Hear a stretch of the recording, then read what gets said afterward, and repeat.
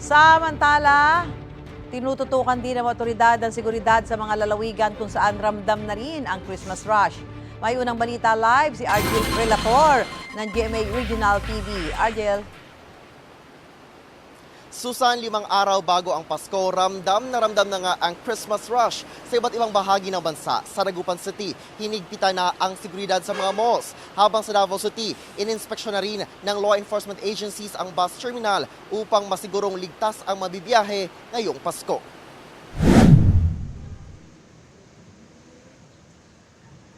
Ramdam na ang dagsa ng mga Christmas shoppers sa mall na ito sa Dagupan City ilang araw bago ang Pasko.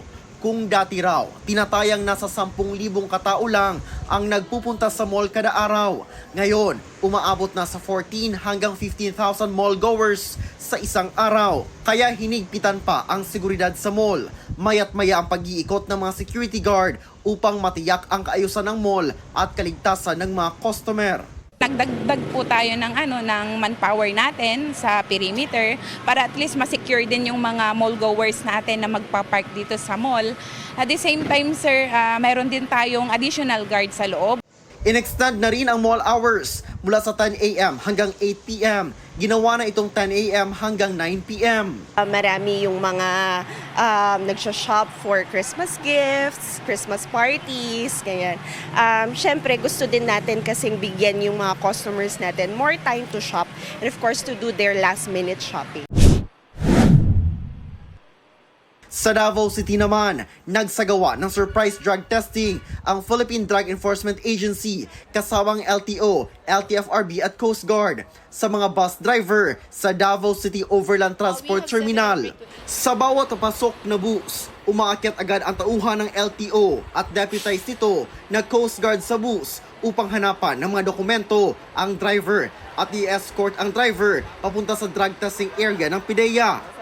Bahagi ito ng Oplan Harabas at Oplan Biyaheng Ayos ng law enforcement agencies upang masiguro na nasa maayos na kondisyon ang mga driver sa inaasahang mahabang oras na biyahe ngayong papalapit na ang Pasko at Bagong Taon. Naka-strategy po yung ating mga law enforcement teams regularly, daily para sa terminal, roadside, and garage inspections. This also includes na rin, sir, yung sa mga mall, mga taxi base natin, mga POJ base natin sa mga mall. Ang LTFRB 11 nakabantay rin sa terminal upang masiguro na may sapat na bilang ng bus na bibiyahe. Naglagay sila ng help desk sa naturang terminal. But then if kulangon gyud ang buses, siguro maka-estimate na by December 23 kay mao man gyud na last day of work. So nami diri ana sa Dikot, napod mi gi-prepare special permit just in case na kulangon gyud ang buses. Inaasahan ng Dikot Management na simula sa Biyernes ng gabi hanggang sa weekend, magsisimula ng dumagsa ang mga pasaherong uuwi sa kani-kanilang mga probinsya upang doon na magpasko. We have 700 to 800 bus trips a day, mao na ang ato ang normal, and based on experience gyud pag ani nga peak days, peak months nato, maabot ta og 1,000 to 1,500 bus trips a day. That is equivalent to 50 to 75 or 80,000 of passengers a day. Samantala, binabantayan din ng LTO ang mga sasakyang kolorum na kadalasan ay nagpipick up ng mga pasahero sa labas ng terminal. I also encourage at mga pasahero, pumunta po tayo sa mga terminal, na mga UB Express, terminal ng bus. Huwag po tayo sumakay sa mga bus stop along the roads or highways. Iwasan po natin sumakay dyan para hindi po tayo magkamali ng sakay po ng mga kolorum. Susan, panawagan naman ng terminal management sa mga bibiyahe na maagang pumunta sa terminal at iwasan ng magdala ng mga mabibigat at malalaking gamit upang iwas abala. Susan.